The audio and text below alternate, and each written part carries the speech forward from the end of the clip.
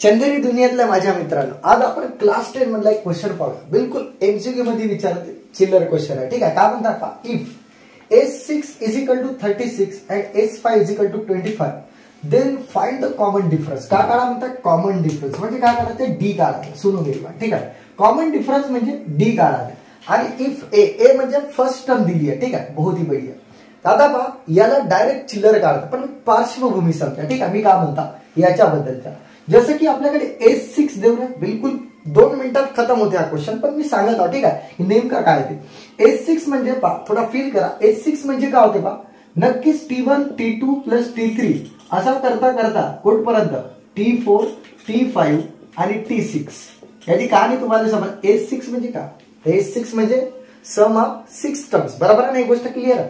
त्यानंतर S5 म्हणजे काय असेल, तर सुनो मेरी बात, काय होईल पहा, S5 म्हणजे T1 T2 T3 T4 आणि T5 इथपर्यंत क्लिअर. अरे सम ऑफ 5 टर्म्स ना, चेक करा. ठीक आहे, तर पहा पहिला मुद्दा, S5 म्हणजे T6 पर्यंत, T1 पासून तर T6 पर्यंत सम, आणि S5 म्हणजे T1 पासून तर T5 पर्यंत सम. ठीक आहे, इथपर्यंत क्लिअर आहे.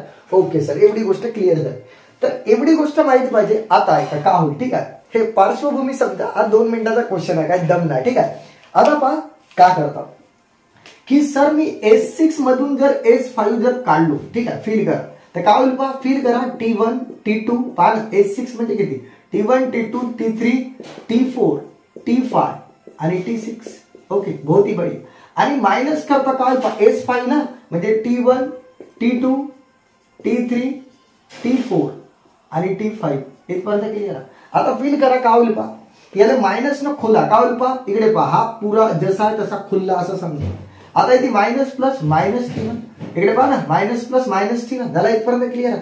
त्यानंतर पुढे मायनस न खोलतो पहा, आता इकडे आहे का, येतो होईल minus T1 minus T2 minus T3, अरे मायनस न खुलल ना, ठीक आहे, मायनस T4 मायनस T5. आता मला एक गोष्ट सांगा, सुनो, T1 सोबत T1 उडला, T2 सोबत T2 उडला, T3 सोबत T3 उडला, आणि T4 सोबत T4 उडला, आणि T5 सोबत T5 उरला का, T6 ना, चेक करा. ठीक आहे, म्हणजे मला असं म्हणायचं होतं, सुनो, ठीक आहे, की S6 मायनस S5 म्हणजे डायरेक्ट T6. ठीक आहे, कहाणी समजली. ओके, असं नसेल समजा तर मॅथमॅटिकली समजा की सर जर हा SA नसेल, हा A नसेल, आणि मायनस हा SN मायनस 1, अरे पहा ना, हा जर 6 तर 6 मधून 1 गेला 5 ना, अरे हा N तर N पहा, जसं 6 तर इथं काल 6 मायनस 1 6 मायनस 1, तर तसा हा N तर N minus 1 is equal to, मला एक फॉर्म्युला पाहिजे की SN मायनस SN मायनस 1 म्हणजे याचा अर्थ TN होते. ओके, बहुत ही बढ़िया. म्हणजे हा जो N आहे ना,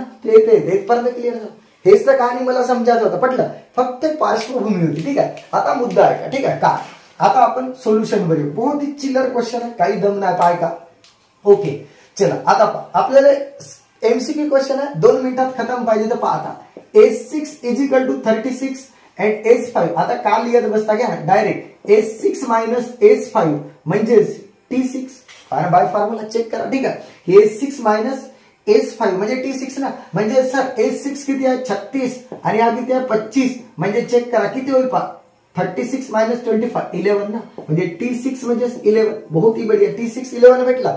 आता आपल्याला काय करायचं, डी ना, तर चेक करा काय होईल पहा, TN चा फॉर्म्युला तुम्हाला माहित आहे A plus N minus 1 into D. तर बहुत ही बढ़िया. आता पहा फिलहाल केली. ठीक आहे, काय होईल, सुनो, डायरेक्ट सॉल्व आहे पहा, की तर T6 लिहा, आणि A फार किती आहे देऊन 1 प्लस N किती आहे 6 ना, आणि मायनस 1 काढायचं काय D ना. आता T6 आहे किती सर 11 ना. ओके, मग काय होईल पहा 1, एक काम करतो पहा, लगे हातमध्ये लवकर सोडवा आहे ना, हा प्लस 1 इकडे मायनस घ्या, तर मायनस 1 होईल, आणि इकडे पहा 5D राहील का नाही, 6 मधून 1 गेला 5D, तर मग चेक करा इथे राहिला 10 इज इक्वल टू 5D. आता हा काय करा, हा इकडे खाली येईल ना याच्या डिवाइड मध्ये, म्हणजे 5 म्हणजे 5 5 टू 10, तर D इज इक्वल टू किती 2 ना, विषय क्लोज. ठीक आहे, म्हणजे एवढी जर गोष्ट माहिती असेल 1 मिनिटात खतम. ठीक आहे, पार्श्वभूमी होती. ठीक आहे, तर समजला असेल मेरे प्यारे दोस्त. बाकी आप ब्रेक के बाद पाहो. ठीक है.